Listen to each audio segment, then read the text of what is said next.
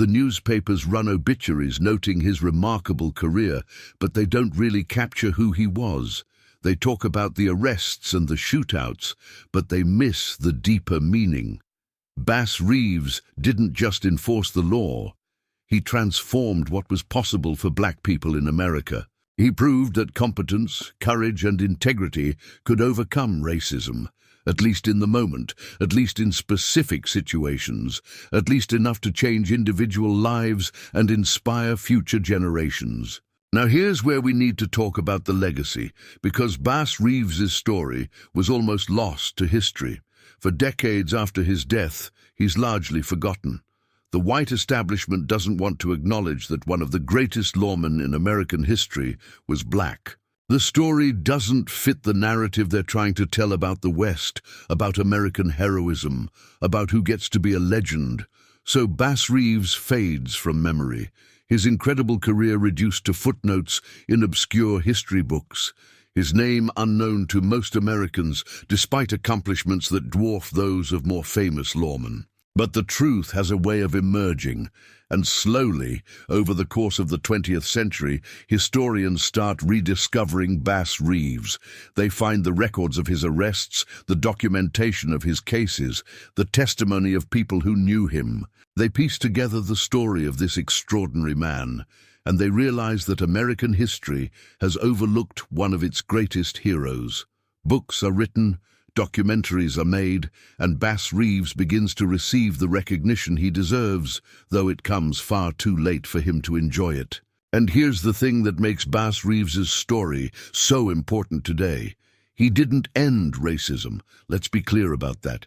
Racism continued long after Bass Reeves died, continues to this day, remains a poisonous presence in American society. But what Bass Reeves proved is that individual excellence can challenge racist assumptions, that competence and courage can overcome prejudice in specific contexts, that one person standing up for justice can make a difference even when the entire system is rigged against them. He proved that the law, when enforced fairly and equally, is one of the few tools available to fight against systemic racism.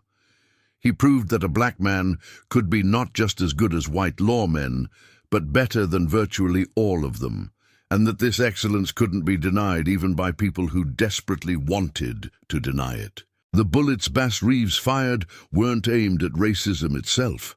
They were aimed at criminals, at people who broke the law regardless of their race or status.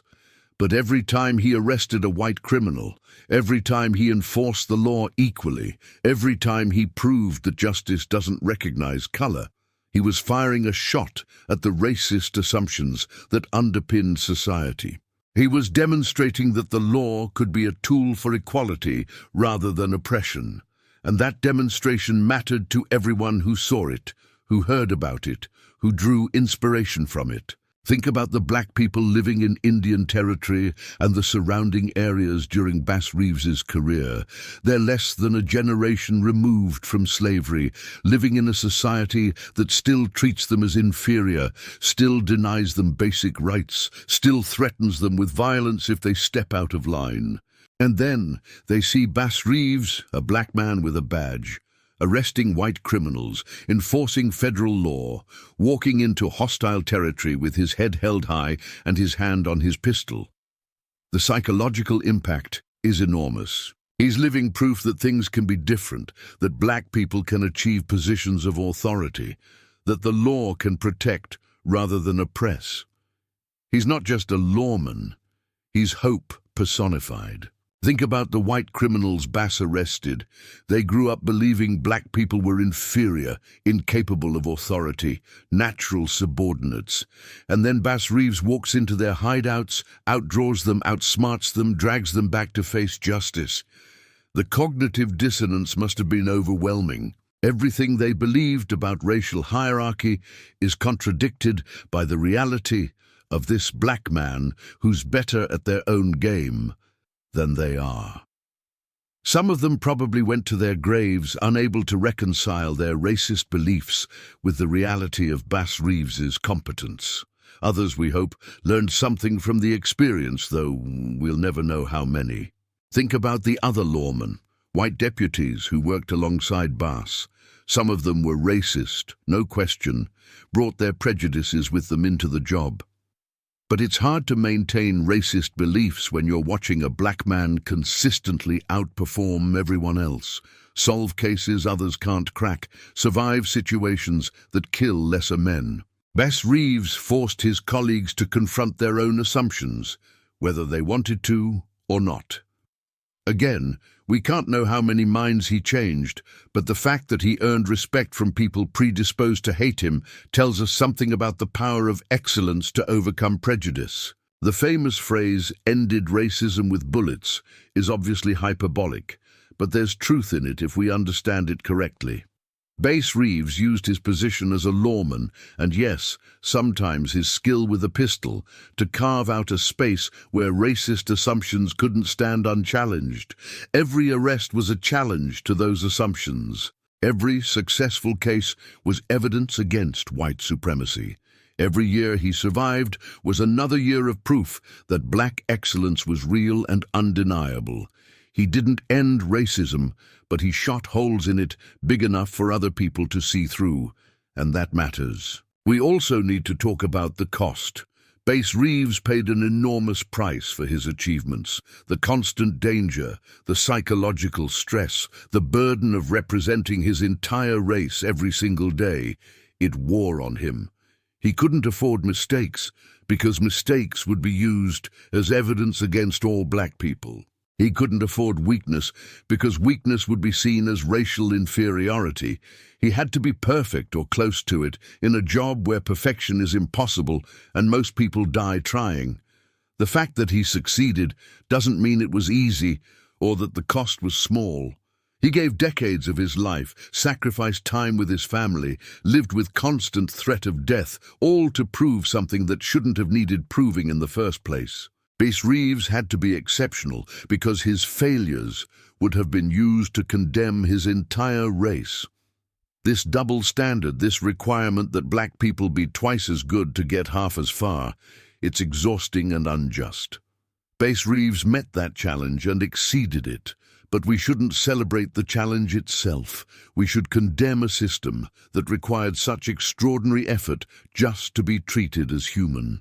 But let's also not lose sight of the triumph. Against overwhelming odds, facing systemic racism, dealing with constant danger, Bass Reeves became a legend. He achieved something remarkable, not just in his own time, but for all time. He proved that courage, skill, and integrity transcend race. He demonstrated that justice is possible, even in unjust systems, if people are willing to fight for it. He inspired generations of black Americans who came after him, showing them that barriers can be broken, that excellence is achievable, that one person can make a difference. The parallels to modern policing are obvious and uncomfortable. We're still arguing about equal justice under law. We're still dealing with racist assumptions about who can be trusted with authority. We're still facing a system where black people have to prove their worth in ways white people never do. Bass Reeves's story is more than a century old, but the issues it raises are contemporary. What does equal justice actually mean? How do we build institutions that serve everyone fairly? How do we overcome prejudices so deeply embedded that people don't even recognize them? Bass Reeves doesn't give us easy answers to these questions, but his life provides a template. Excellence matters. Integrity matters. Courage matters. One person standing up for what's right, refusing to accept injustice, insisting on equality even when the entire system opposes it, that person can change the world. Now, I want you to think about something. Bass Reeves arrested over 3,000 criminals in his career. 3,000 human beings who broke the law and faced justice because one man refused to let them get away with it. How many lives did those arrests save? How many potential victims never became actual victims because Bass Reeves removed dangerous people from society? How many communities were safer because Bass Reeves patrolled them? The ripple effects of his career are incalculable, touching thousands of lives directly and millions more indirectly. Every time someone in Indian territory went about their daily life without being robbed or murdered, every time a family slept safely in their home, every time justice prevailed over chaos, there's a chance Bass Reeves had something to do with it. Every day he wore that badge, he was making an argument that transcended words. The argument was this: competence has no color, justice knows no race, and the law belongs to everyone who has the courage to enforce it fairly. That argument couldn't be refuted by rhetoric because it was proved by actions. You can debate theories of racial equality all you want, but you can't debate the reality of Bass Reeves bringing in criminals that white deputies couldn't catch. The weapons Bass Reeves carried were tools of his trade, nothing more and nothing less. He used them when necessary, always legally, always in situations where deadly force was justified. But the real weapon Bass Reeves wielded was his absolute commitment to equal justice. That commitment, more than any pistol, more than any rifle, was what made him dangerous to the racist order of his time. Because if Bass Reeves could be a great lawman, if he could outperform white deputies, if he could earn respect through sheer excellence, then all the theories about racial inferiority collapsed. The entire justification for segregation, for discrimination, for treating black people as second-class citizens, it all fell apart when confronted with the reality of Bass Reeves. This is why his story was buried for so long. It's not just that historians overlooked him, though they did. It's that his story was actively inconvenient for people invested in maintaining racial hierarchies. How do you tell young white people that they're superior to black people when Bass Reeves exists? How do you justify denying black people opportunities when one of the greatest lawmen in American history was black? How do you maintain a system of racial oppression when the system's own records show that black people could excel in positions of authority? The answer is, you bury the story, you forget the name, you erase the legacy. And that's exactly what happened until historians with integrity started digging through the archives and bringing Bass Reeves back to light. Now we're reclaiming that legacy, and it's about time. Bass Reeves deserves to be as famous as Wyatt Earp, as celebrated as Wild Bill Hickok, as legendary as any white lawman from the Old West. Actually, he deserves to be more famous because his accomplishments were greater and achieved under far more difficult circumstances. Wyatt Earp had the advantage of being white in a white-dominated society. Bass Reeves had to overcome being black in a society built on white supremacy, and he still outperformed virtually every other lawman of his era. That's not diminishing other historical figures.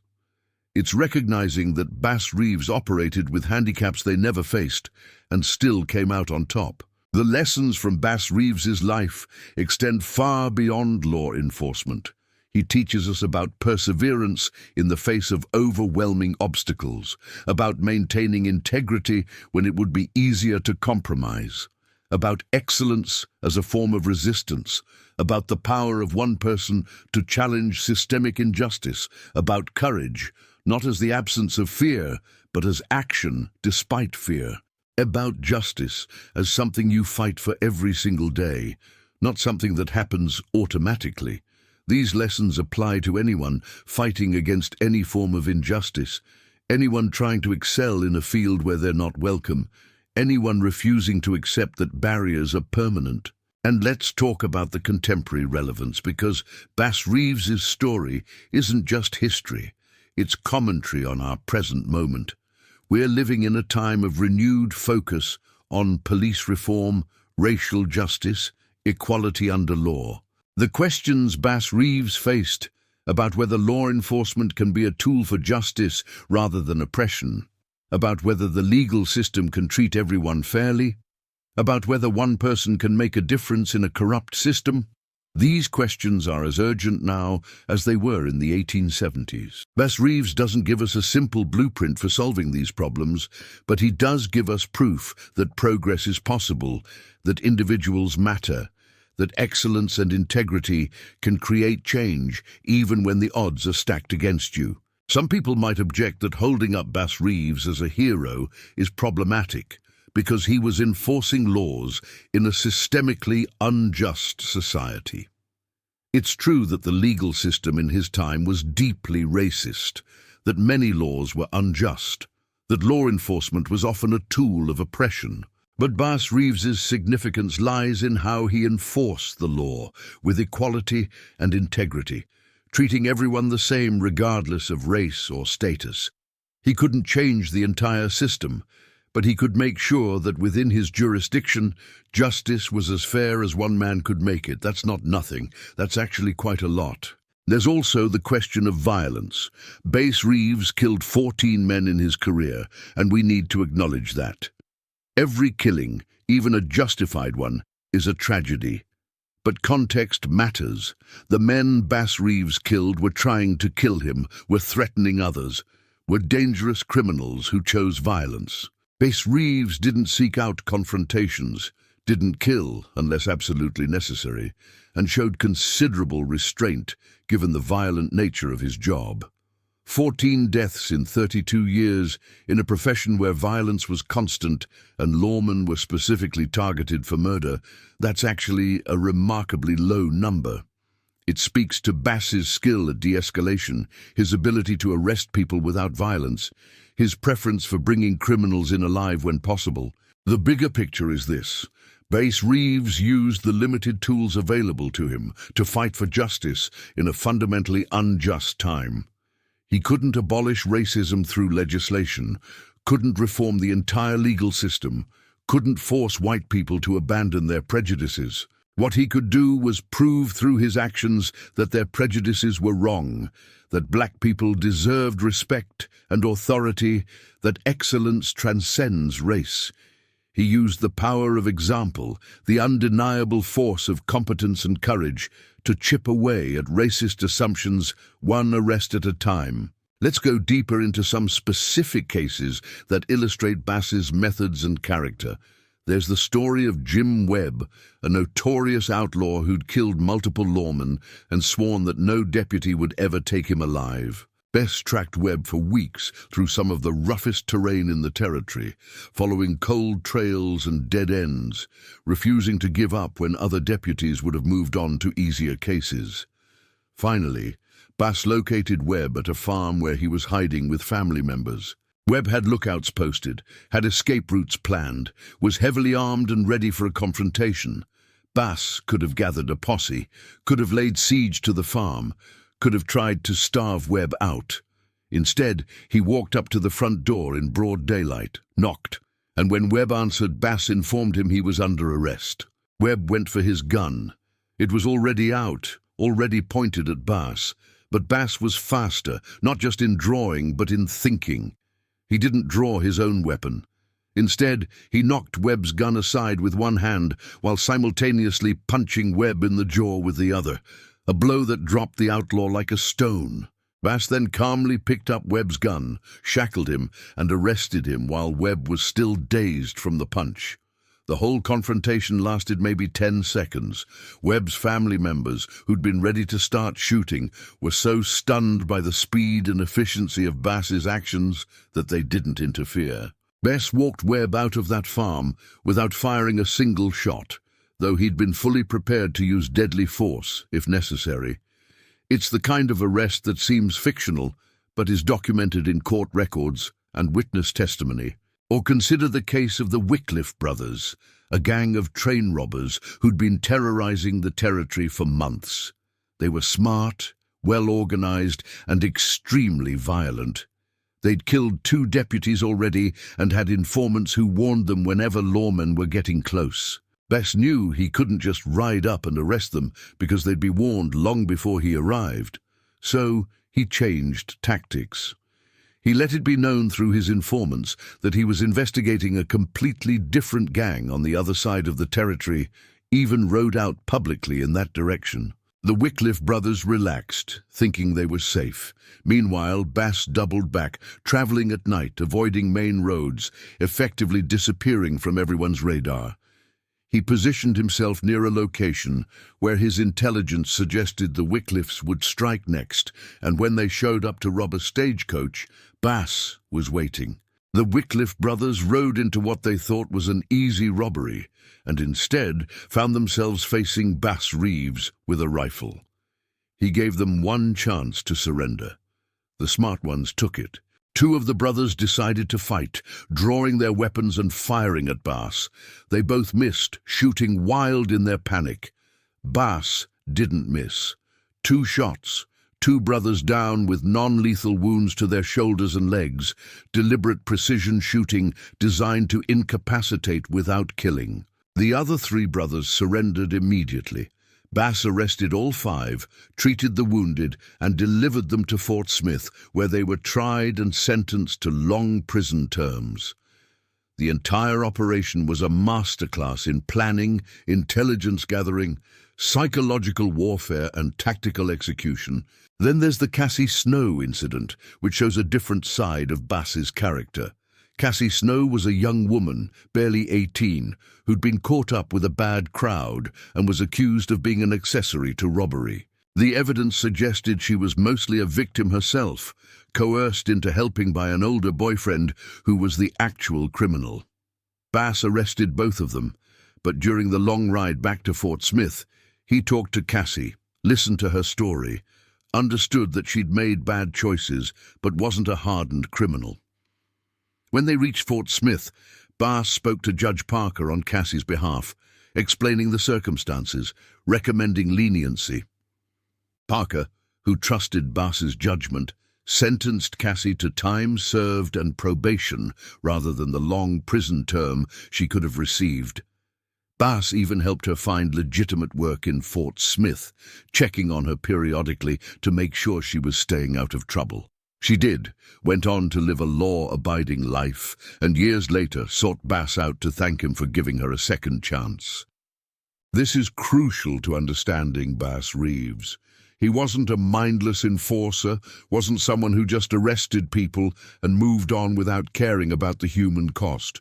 He understood that justice isn't just about punishment, it's about rehabilitation when possible, about giving people chances to reform, about recognizing the difference between hardened criminals and people who made mistakes. He was tough when toughness was needed, showed mercy when mercy was appropriate, and had the wisdom to know the difference. This balance, this nuanced understanding of justice, is what made him not just a great lawman, but a great human being. The physical demands of Bass's job were extraordinary. He'd sometimes be in the saddle for 12 to 14 hours a day, riding through all weather conditions, sleeping on the ground, eating whatever food he could carry or hunt. He'd track criminals across rivers, through swamps, up mountains, across plains, in summer heat and winter cold.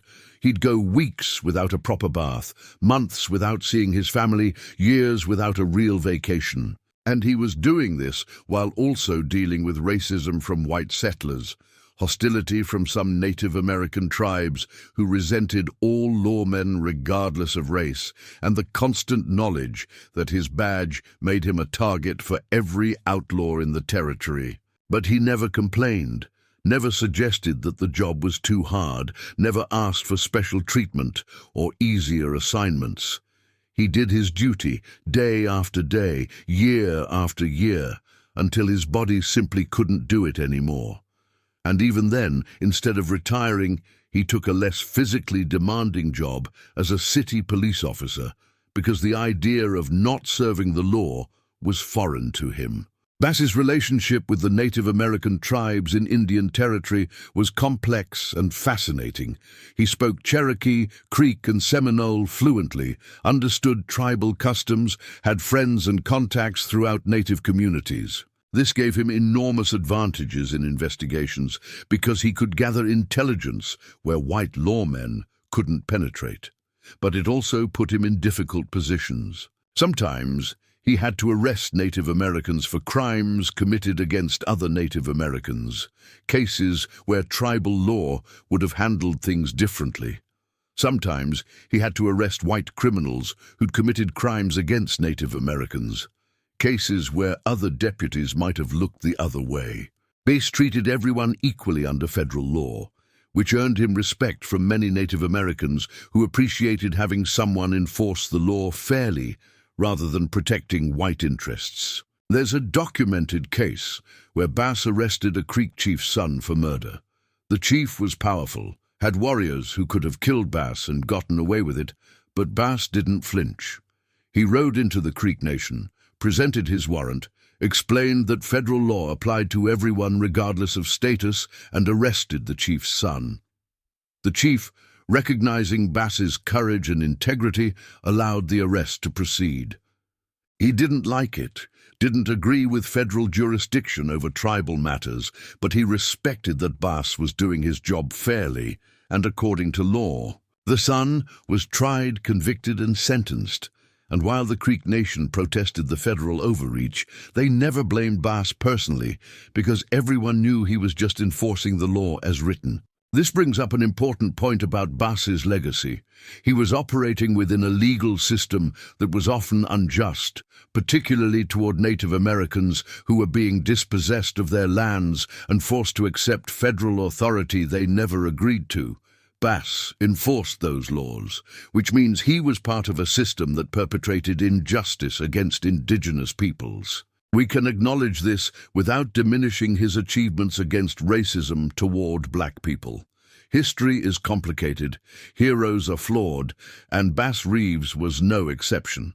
He fought racism within the constraints of his time and position, but those constraints meant he was also enforcing policies that were themselves racist and unjust toward others. This doesn't make him a villain, but it does make him human and reminds us that fighting one form of injustice doesn't automatically mean fighting all forms of injustice. The stories of Bass's arrests became legendary throughout the territory.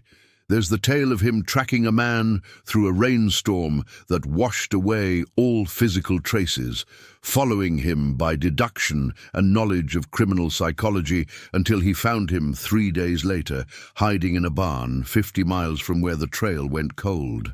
There's the story of him arresting a gang leader by infiltrating the gang disguised as an outlaw, spending 2 weeks gaining trust, then revealing his badge at the exact moment when all the gang members were together and he could arrest them simultaneously. There's the story of him facing down a lynch mob that wanted to hang a prisoner Bass was transporting, standing alone against 20 armed men and informing them that the first person who touched his prisoner would die, and the second, and the third, until Bass himself was killed, but he'd take as many of them with him as possible. The mob backed down.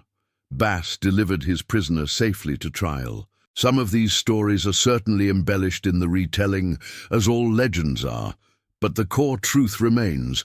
Bass Reeves was extraordinarily good at his job, braver than most men could ever hope to be, and absolutely committed to justice regardless of personal cost.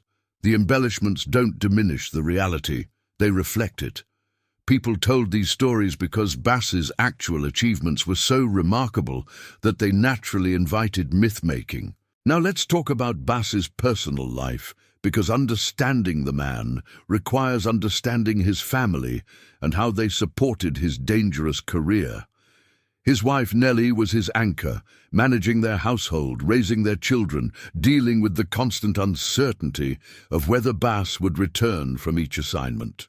She had to be strong in ways that don't show up in history books, had to explain to their children why Daddy was gone for months, had to manage the family finances on Bass's irregular income, had to live with the knowledge that any day she might receive news that Bass had been killed in the line of duty.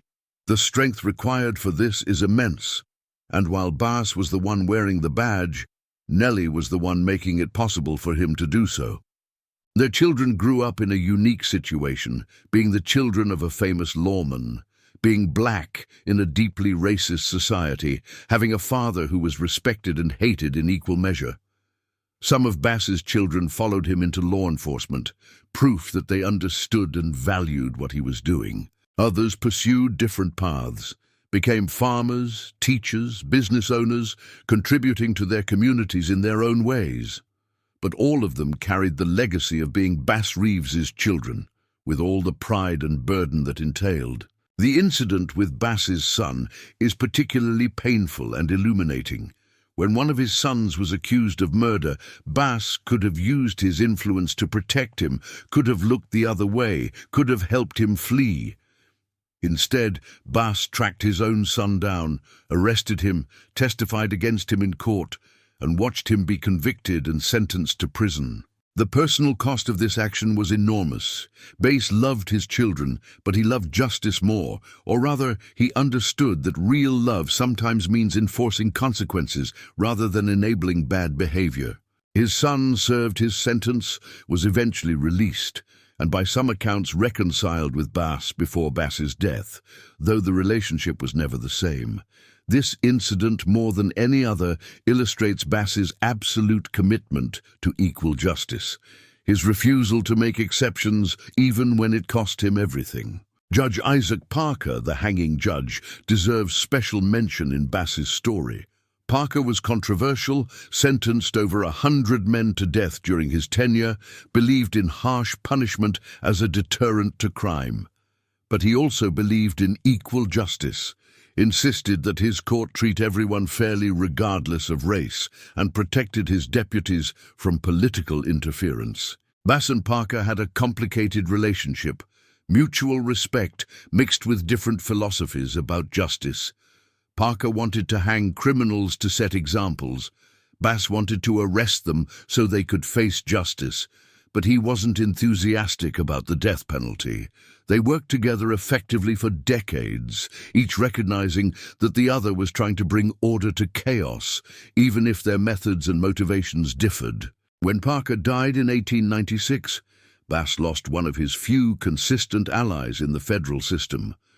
Parker's successors were more political, less committed to equal justice, more willing to compromise with racist local interests. Bass's work became harder, his position less secure, the support he'd relied on less reliable. But he continued anyway, because that's who he was. Even when the system failed him, he didn't fail the system. He kept doing his job with the same integrity and excellence he'd always shown. As Oklahoma moved toward statehood, Bass could see the writing on the wall. The old system of federal deputies with broad authority was being replaced by more conventional state and local law enforcement, which meant more opportunities for racism to infect the system.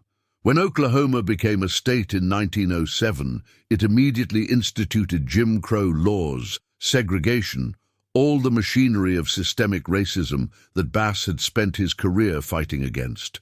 The bitter irony is that Bass helped bring law and order to the territory, helped make statehood possible, and statehood brought official, legal racism that was in some ways worse than the chaos he'd spent decades trying to control. But Bass didn't despair, at least not publicly. He took a job as a Muskogee police officer and continued enforcing the law fairly, even when the law itself was unjust.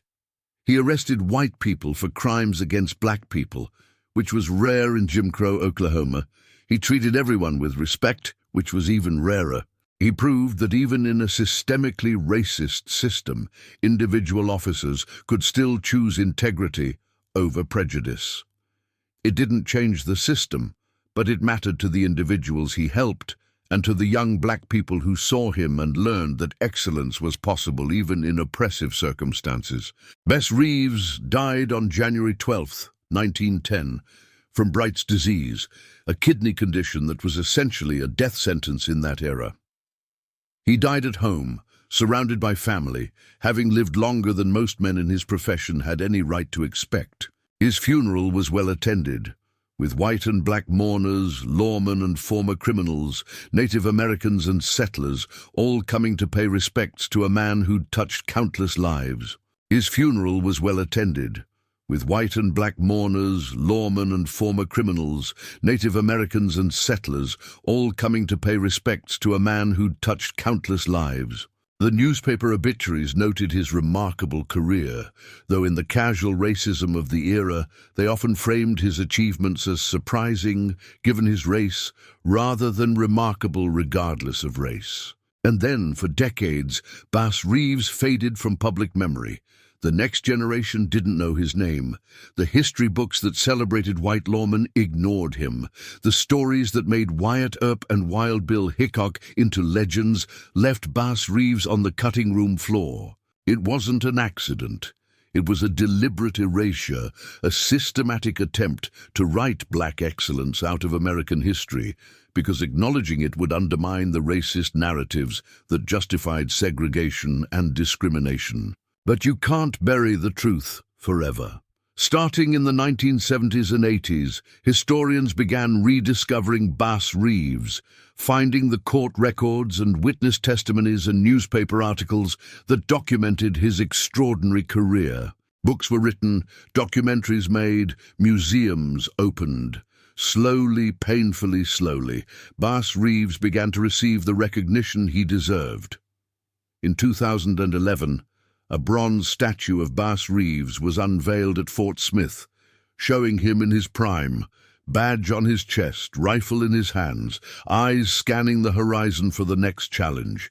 It's a powerful memorial, but it came over a century too late. There's been speculation that Bass Reeves was the inspiration for the Lone Ranger, the famous masked lawman from radio and television. The evidence is circumstantial, but intriguing. The Lone Ranger was a Texas Ranger who operated in Indian Territory, had a Native American companion, was an expert marksman, rode a distinctive horse, and fought for justice with determination and courage. Bass Reeves was a deputy marshal who operated in Indian Territory, worked closely with Native Americans, was an expert marksman, rode horses that became well known throughout the territory, and fought for justice with determination and courage. The creator of the Lone Ranger never acknowledged Bass Reeves as inspiration, but the parallels are striking. It's entirely possible that stories about Bass Reeves circulated were stripped of their racial context and were reimagined as a white hero because that's what audiences in the 1930s would accept. If true, it's the ultimate irony. Bass Reeves was so legendary that his story had to be whitewashed to be mainstream entertainment. What would Bass Reeves think of modern America? It's impossible to know, but we can speculate based on what we know of his character. He'd probably be proud of the progress that's been made, the fact that black people can hold any position in society, that legal segregation has been abolished, that at least in theory everyone is equal under the law. But he'd also recognize that the fight isn't over, that racism persists in different forms, that equal justice under law remains an aspiration rather than a reality. He'd probably roll up his sleeves and get to work, because that's what he always did. He didn't wait for someone else to solve problems. He identified injustice and fought it with every tool at his disposal. The lessons of Bass Reeves's life are multiple and profound. First, excellence matters. Bass didn't just meet the standards expected of lawmen.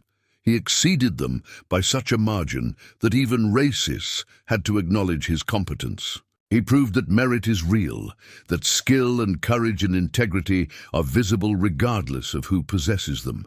Second, representation matters. The black people who saw Bass Reeves wearing a badge learned that positions of authority weren't inherently white, that black people could excel in any field if given the opportunity. Young black children growing up in Indian Territory and hearing stories about Bass Reeves learned that they could aspire to greatness, that their race wasn't a permanent barrier to achievement. Third, institutions can be tools for justice or oppression, depending on who runs them and how they're run. Bass Reeves proved that law enforcement could serve everyone fairly if the lawmen were committed to equal justice. The fact that this rarely happened doesn't diminish the fact that it could happen and did happen when Bass was on the job. Fourth, courage isn't the absence of fear, it's action despite fear. Bass Reeves was afraid many times during his career. He'd have been insane not to be, but he acted anyway because duty demanded it. He rode into danger knowing he might not come back, arrested dangerous criminals knowing they might kill him, stood up to mobs knowing he was outnumbered, all because someone had to do it and he'd taken an oath. Fifth, integrity is non-negotiable. Base could have been corrupt, could have accepted bribes, could have enforced the law selectively, but he didn't. He treated everyone equally, followed the law even when it hurt him personally, maintained his standards even when compromise would have been easier. This integrity was his greatest strength and his most important legacy. Sixth, one person can make a difference. Bass Reeves didn't change the entire system, didn't abolish racism, didn't create perfect justice, but he arrested 3,000 criminals, saved countless lives, proved that black excellence was real, inspired generations of people who came after him. That's not nothing. That's a life well lived, a career that mattered, a legacy worth remembering. Seventh, the long arc of history bends toward justice, but only if people bend it. Bass Reeves didn't wait for society to change. He forced change through his actions, proving by example what should have been obvious, that justice knows no color and competence has no race. Let's return to that phrase one more time. Ended racism with bullets. We've established it's hyperbolic, but let's think about what it's trying to express. Bass Reeves used force, legal and justified force, to create a space where racist assumptions couldn't stand unchallenged. Every time he arrested a white criminal at gunpoint, he was demonstrating that black authority was real and enforceable. Every time he outdrew a racist outlaw who thought skin color determined competence, he was shooting down that assumption as surely as he was shooting the criminal. Every time he rode into hostile territory and came back alive with prisoners, he was putting another hole in the armor of white supremacy. The bullets were real, fired from real guns at real criminals, but their symbolic impact was even more powerful than their physical impact. This is why Bass Reeves's story resonates today. We're still fighting racism, still arguing about equal justice, still dealing with assumptions about who deserves authority and who deserves respect. Bass Reeves's life tells us that these fights are winnable, that excellence can overcome prejudice, that courage and integrity matter. His story also tells us that winning these fights is hard, takes enormous personal sacrifice, requires constant vigilance, and the victories are often temporary and incomplete. Bass didn't end racism, but he proved it could be fought and wounded and pushed back. And sometimes that's all we can do, keep fighting and hope that future generations can finish what we started. Now I want to bring this all together and talk about why Bass Reeves matters, not just as a historical figure, but as a symbol and an inspiration for our current moment. We're living in a time of enormous racial tension, renewed focus on police reform, arguments about justice and equality that echo the arguments of Bass's era. His life doesn't give us easy answers to contemporary problems, but it does give us a model of what integrity in law enforcement looks like, what it means to serve everyone equally, how individual excellence can challenge systemic injustice. Bass Reeves shows us that good policing is possible, that officers can be tough and fair simultaneously, that enforcing the law doesn't require brutality or corruption or bias. He shows us what it looks like when someone with authority uses that authority responsibly, treating everyone with dignity regardless of their race or status. He shows us that accountability matters, that even the most successful lawman can't be above the law, that arresting your own son for murder when he's guilty is exactly what equal justice requires. These lessons are as relevant now as they were in Bass's time, maybe more so. Bass Reeves also shows us the cost of being excellent in a system designed to exclude you. He had to work twice as hard, face 10 times the danger, prove himself constantly in ways white deputies never had to. This shouldn't have been necessary, but it was the reality of his time, and it's still the reality for too many people today. Recognizing this cost doesn't diminish Bass's achievements, it amplifies them. He succeeded not just against normal obstacles, but against systemic racism, and that makes his success even more remarkable. There's also something important in how Bass Reeves is being reclaimed by contemporary black communities as a hero and a symbol. For too long, the heroes of the Old West were exclusively white, the lawmen and cowboys and pioneers who tamed the frontier in narratives that erased or marginalized black and Native American contributions. Bass Reeves's story challenges those narratives, insists that black people were there, were important, were often more capable and more heroic than the white figures who got all the attention.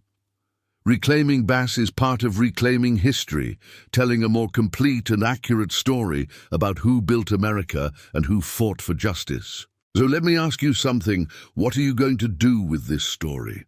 Now that you know about Bass Reeves, now that you understand what he achieved and what it cost him, what difference does it make in your life? Are you going to let his legacy inspire you to fight injustice in your own context? Are you going to demand equal treatment and equal justice in your community?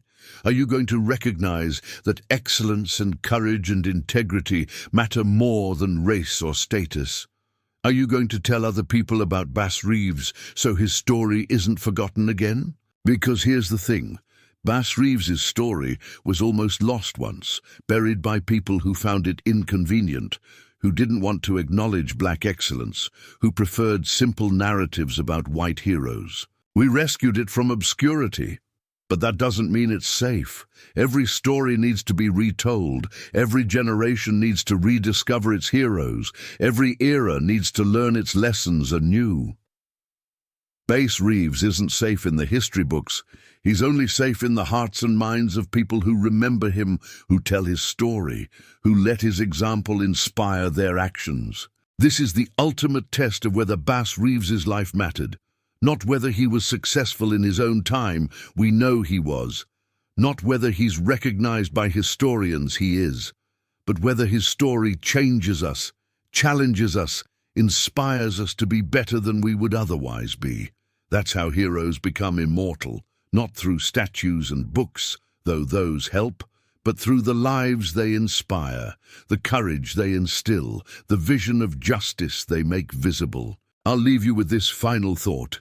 Bass Reeves was born a slave and died a free man, respected lawman and American legend. That transformation wasn't inevitable. It required extraordinary courage, relentless effort, absolute integrity, and a willingness to risk everything for justice. He faced racism every day of his life, from the chains of his childhood to the Jim Crow laws of his final years. He could have given up, could have accepted his place, could have decided that fighting was pointless. Instead, he pinned on a badge and rode into the wilderness, confronting criminals and racism with equal determination, proving through 3 decades of action that black excellence was real and equal justice was possible. He didn't end racism, no one person could, but he shot enough holes in it that others could see through to the truth, and that's what heroes do. They don't solve every problem, but they make solutions visible. They don't win every battle, but they prove battles can be won.